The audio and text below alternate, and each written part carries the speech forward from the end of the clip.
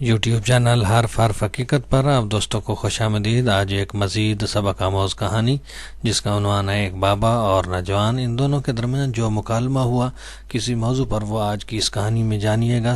جڑے رہیے ہمارے یوٹیوب چینل حرف حقیقت کے ساتھ۔ بسم اللہ الرحمن الرحیم، والصلاۃ والسلام علی رسول الکریم۔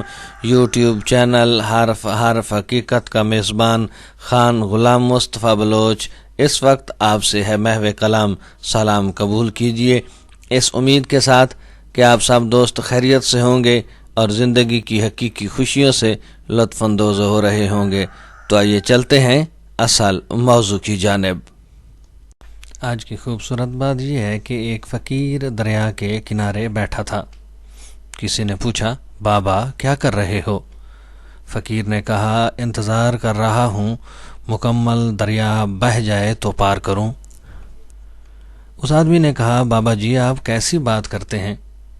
بابا، مکمل پانی بہنے کے انتظار میں تو تم دریا کبھی پار ہی نہیں کر پاؤ گے، کیونکہ نہ دریا کا پانی ختم ہوگا، نہ یہ خشک ہوگا، نہ ہی تم دریا پار کر سکو گے۔ فقیر نے کہا، بیٹا یہی بات تو میں تم لوگوں کو سمجھانا چاہتا ہوں کہ تم لوگ جو ہمیشہ یہ کہتے رہتے ہو کہ ایک بار گھر کی ذمہ داریاں پوری ہو جائیں، یہ کام ہو جائے تو وہ کام ہو جائے، تو میں یہ کر لوں تو وہ کر لوں، تو پھر نماز پڑھوں گا، داڑھی رکھوں گا، حج کروں گا، خدمت کروں گا، نیک کام کروں گا، عوام کی خدمت ہوگی، والدین کی خدمت کروں گا۔ یہ سب کام آپ کہہ رہے ہو کہ جب یہ کام کر لوں گا، یہ کام کر لوں گا، تو یہ اچھے کام پھر کروں گا۔ جی ہاں، جیسے دریا کا پانی کبھی نہیں ختم ہوگا، بالکل اسی طرح جو ہے یہ دھندے بھی زندگی کے ختم نہیں ہوں گے۔ ہمیں اسی پانی سے ہی پار جانے کا راستہ بنانا ہے۔ اس طرح زندگی ختم ہو جائے گی، مگر زندگی کے کام اور ذمہ داری کبھی ختم نہیں ہوگی۔ بہرحال نیکی جو اچھائی ہے وہ آج سے ہی، ابھی سے ہی شروع کرنی چاہیے، کل کا انتظار نہیں کرنا چاہیے۔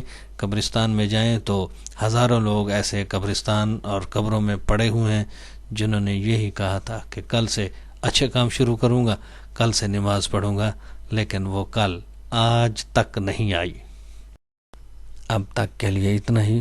جڑے رہیے ہمارے یوٹیوب چینل حرف حقیقت کے ساتھ تاکہ آپ کو ملے آشنائی حرف حقیقت سے۔ ویڈیو پسند آئے تو لائک کیجئے گا، شیئر کیجئے گا اور کومنٹ سیکشن میں جا کر اپنی رائے سے ضرور آگاہ کیجئے گا۔ آپ کی دعاؤں کا طالب، آپ کا اپنا خان غلام مصطفیٰ بلوچ۔